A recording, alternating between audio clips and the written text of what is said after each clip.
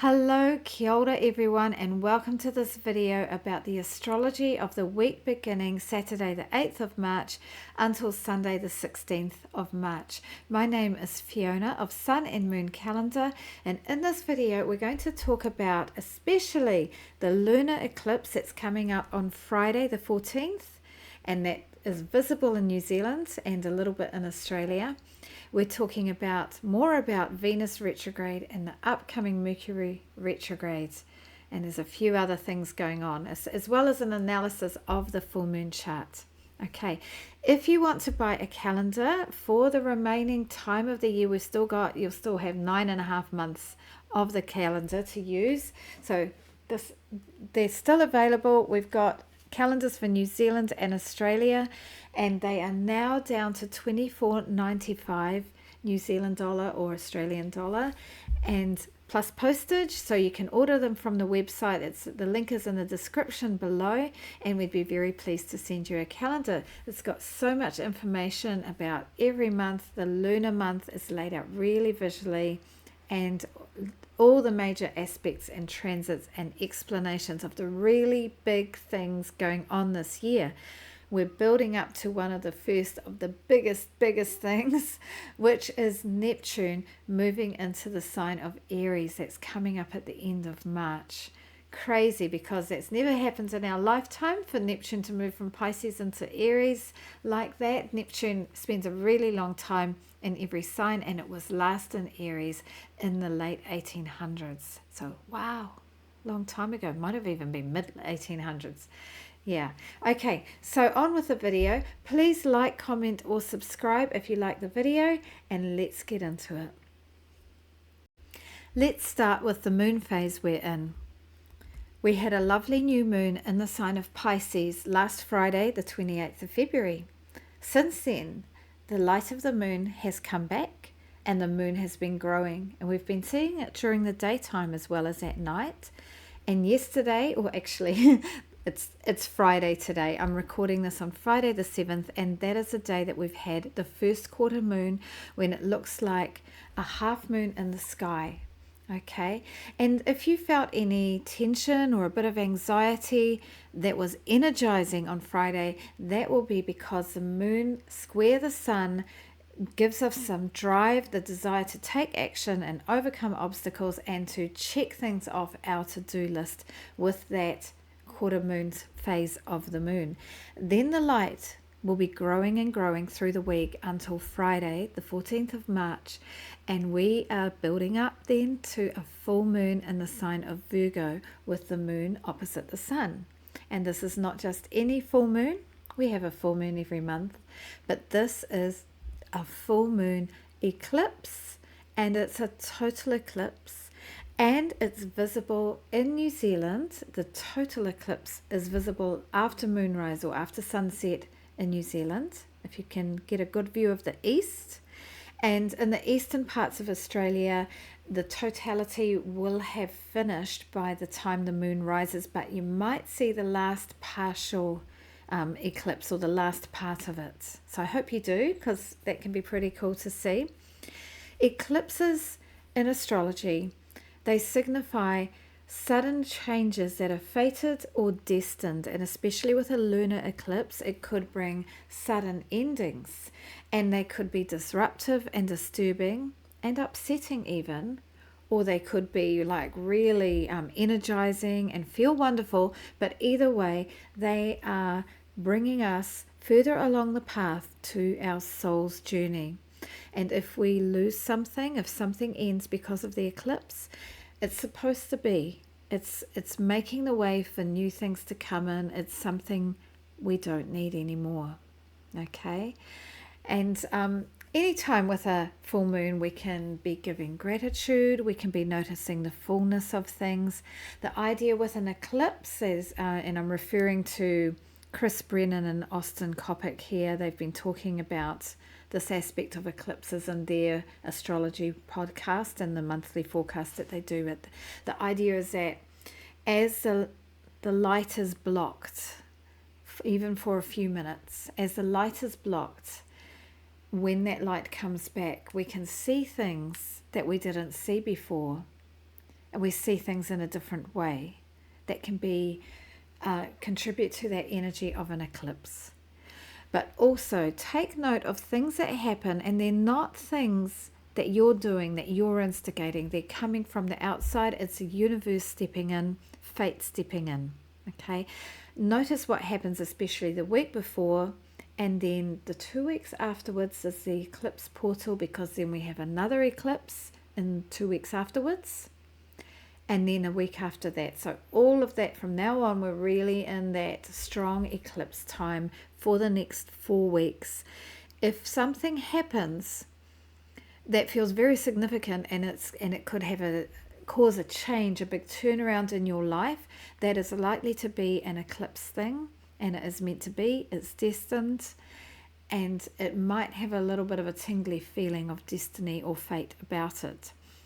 If the main change doesn't happen now, because the changes can happen up to 6 months later, but you might, hopefully you get some kind of signal that the change is coming, okay, and that can give you an idea of what's to come, okay.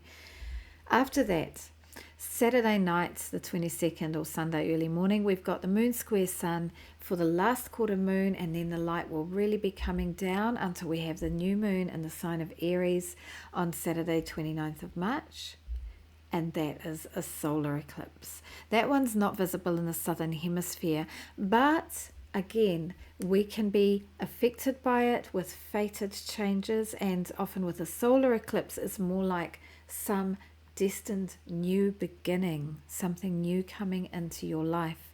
So take note of what happens, sudden turnarounds.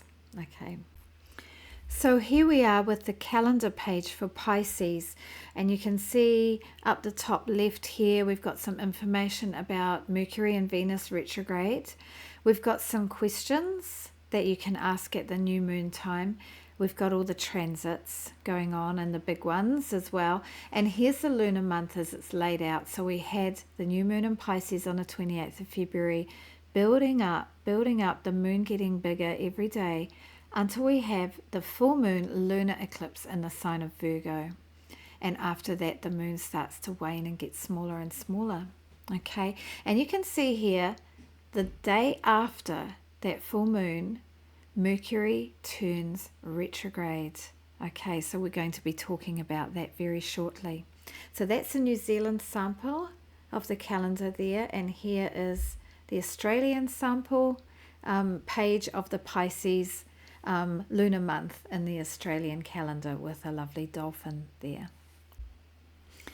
This week's aspects and transits, let's go ahead and look at what's going on day by day. Okay, on Saturday the 8th of March, we've got a really good one. I think this one is helpful.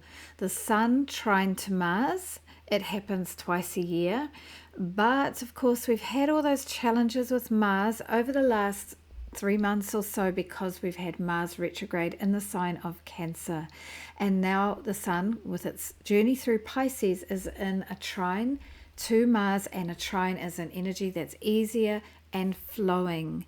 And where you've had a lot of obstacles and challenges and frustrations while Mars was retrograde from early December until the end of February, this could help to do some of the sorting out, because what I expect now, what I'm noticing with everyone around me, and I'm sure it's happening for you, that since Mars went retrograde, since Mars turned direct at the end of February, Mars has been on this one point in Cancer, 17 degrees, and it's just slowly inching forwards. And what I'm noticing is that things are inching forward in terms of getting sorted out, all those problems that were just sort of going on and on during the retrograde.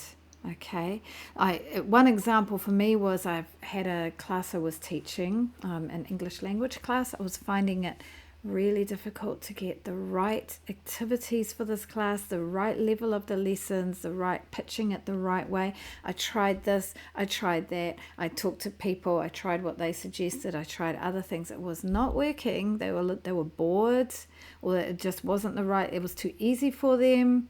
And then finally, once Mars went direct, I realized the level I needed to pitch it at. All the ideas that I'd got were useful. It's just that I needed to put it in a different framework, and things have been moving forward. With the sun trine to Mars this weekend, the day that this video comes out, I hope that you get some lovely light shining on the things that you need to do, that you get clarity about that. The sun is about leadership. The Mars and the sun both are about action. I think that one's going to be a good one, and it's going to feel like positive momentum. Okay. On Wednesday, the Mercury is conjunct Venus retrograde. Mercury and Venus, they dance around the sun. We've got the sun, Mercury and Venus, they go, the evening stars, their morning stars, they go backwards and forwards around the sun. And they do come into conjunction maybe 2 or 3 times a year. And this is one of them. They won't be conjunct again until November.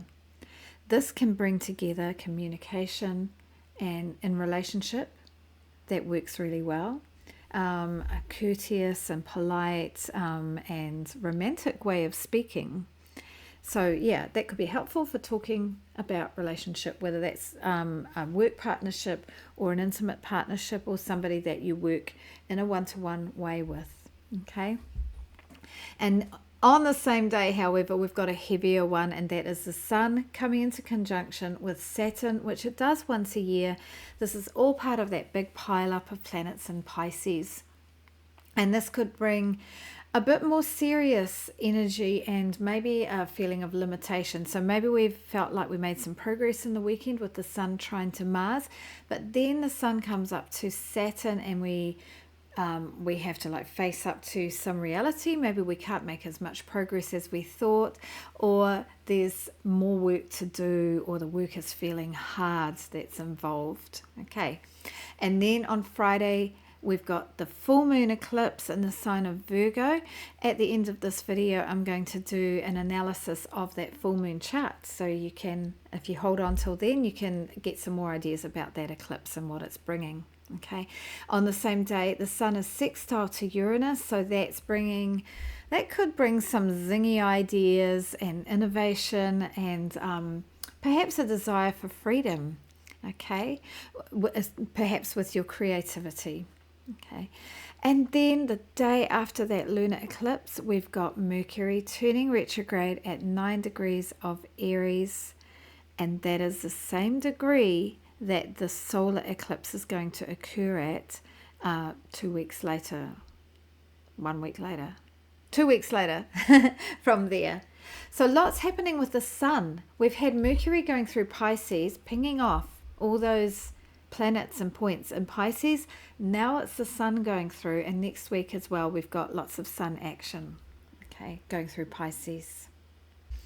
Now let's look at the main events going on this week. Okay, continuing through February and March, we've got the stellium in Pisces. A stellium means 3 or more planets.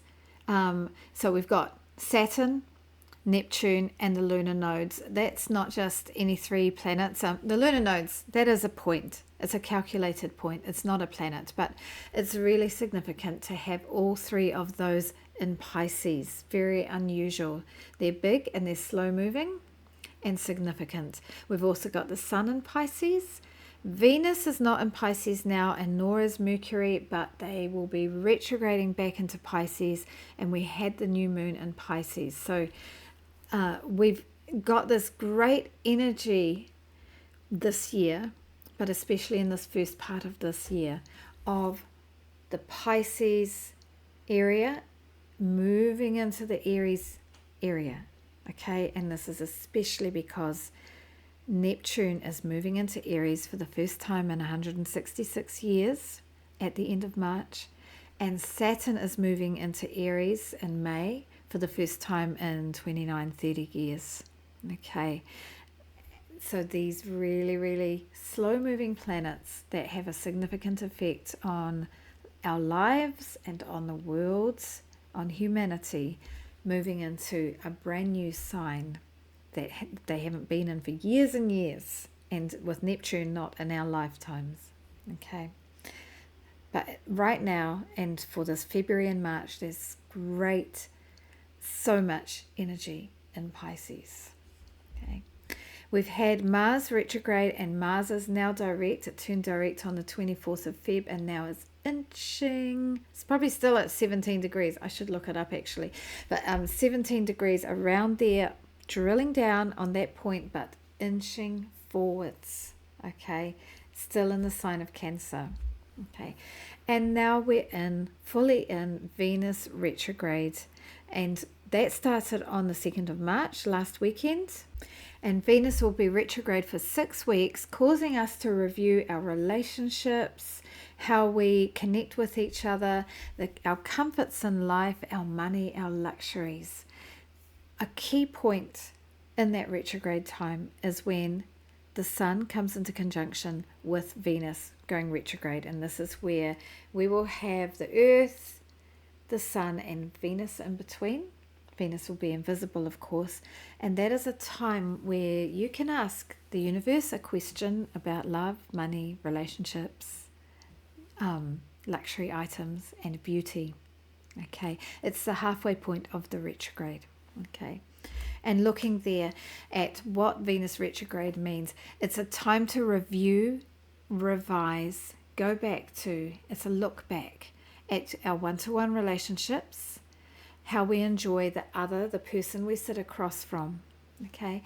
How you balance, how you charm, how you exercise diplomacy and negotiation, and what you enjoy having, the material luxuries of life and the material pleasures of life, the sensual pleasures of life. Venus is about earthly delights, and that includes beauty and comforts and luxury items like lovely food, beautiful clothes. Yeah, we're reviewing that, and at the end of the 6 weeks we'll come out with a clearer idea about those things. Okay, and then we're coming up to Mercury retrograde. So Mercury went into pre-shadow on the 1st of March, then on the 3rd of March it went into the sign of Aries.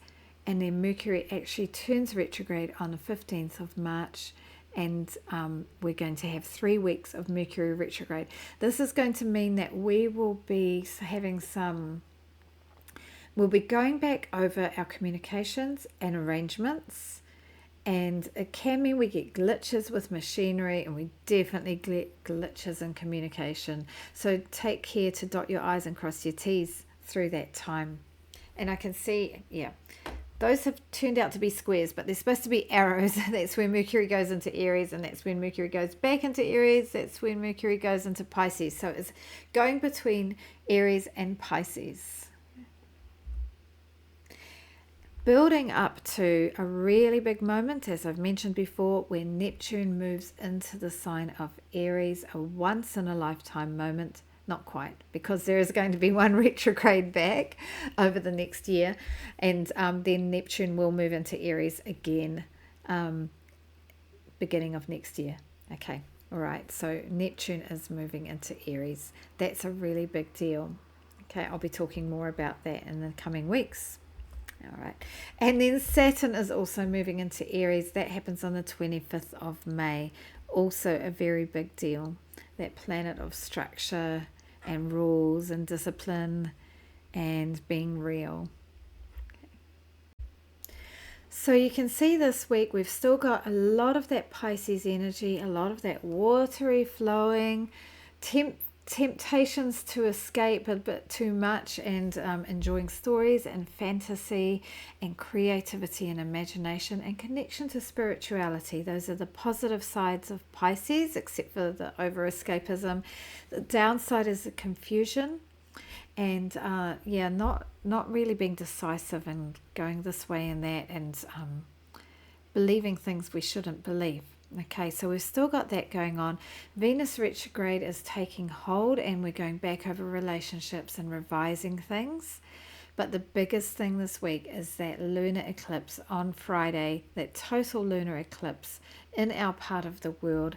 So really take note if there's anything unexpected, unusual, and that anything happens that feels significant and that it's going to turn around something in your life. Okay. So here's a brief analysis of the lunar eclipse chart, or the full moon chart in the sign of Virgo. All right, okay. So at 23 degrees and 58 minutes, so basically 24 degrees of Virgo, we've got the moon. So you can see that there. Across from the moon is the sun. So that means full moon, the sun and the moon opposite each other. As the sun goes down, the moon rises. And in the morning, as the moon sets, the sun rises. Okay. And right next to the sun, with this full moon eclipse, we've got Saturn. So there's going to be something about this full moon that's going to bring a real serious side, be a bit of a downer, a heaviness, and a reality check, facing up to reality and perhaps to hard work and limitations. Okay. In the end, Saturn wants the best for us. Saturn is about hard work and working for the long term. And it's very much about being real about our life on earth and how we can make the most of life on earth, and accept the limitations of our life on earth, because that is reality. And I suppose there's part of that to enjoy the game of living within those limitations and living our best life within those limitations. Okay. All right. More positively, or an easier flow here. The full moon is sextile to Mars, which has recently turned direct, and it's a little bit wide, but Mars is moving towards that point. It's also trine to Uranus at 24, and it's a very close trine. So with these, Mars is about action and being decisive and knowing how you want to move forward and moving forward, taking the action, the initiative. It's also decisive in terms of sometimes we just say no to things so that we've got space to move forward. The incision part of decision making, okay? And Uranus is also a planet of action. It can bring like it can bring like new, innovative and sudden ideas. It could be just going along one way and then boom, completely change direction with some new way of doing things. So people with strong Uranus in their chart can just be quite brilliant. Like suddenly they make this big change and you can see, wow, that's really cool. It's unusual, unexpected, and innovative and energizing, refreshing, awakening. Yeah. So there could be a feeling of that with this full moon. So we've got Saturn, that's the limitation side, but then we've got Uranus with the promise of innovation and freedom, and we've got Mars with the promise of action and decisiveness. So that's an interesting mix. We've got freedom and awakening, action and limitation along with this full moon. Okay, all right. We've also got just so close to that conjunction between Venus and Mercury. Mercury about to go retrograde the very next day, and Venus already in retrograde. And I think with this full moon, we're going to be noticing that some of our communication, especially about relationship, but also money, finances, and beauty perhaps, and what we have and hold dear in terms of material things. There could be some talk about how we're reviewing those, how we're going back over and rethinking our approaches to those things. Okay, all right. There's also a square between Mars and Chiron that's coming up. It's not exact yet, and this has already happened twice as part of Mars's retrograde, but if you notice that there's some healing that needs to be done through this full moon time, like something comes up or a little bit after the full moon. So if something comes up that is part of an old wound that you've got, like a childhood wound, some shadow work, some inner child work. Take the chance to do that if you've got a healer that you can go and see, or you journal, or you do your own meditation work or your own shadow work. That could be a good chance to work with it, because with the light of that full moon and then the eclipse, it makes us see things in a different way. That could be helpful. Okay. So that's an analysis of the full moon chart with a few things going on, but I feel that the biggest energy with this full moon chart, as well as that opposition between the sun and the moon, so that opposition between the moon with our feelings and our inner selves, and what makes us feel safe and comforted and joyful, opposite the sun and its creative and outward expression. And how do we bring those together with the opposition? And then we've got Saturn there. I think that is the strongest part. Plus, of course, it being an eclipse, really, that's the strongest part. A full moon, total lunar eclipse. So look out for those destined changes, or where you get an inkling, some kind of clue as to what a change might be coming up for you, a turnaround, something you didn't plan for. So all the best for that, everyone.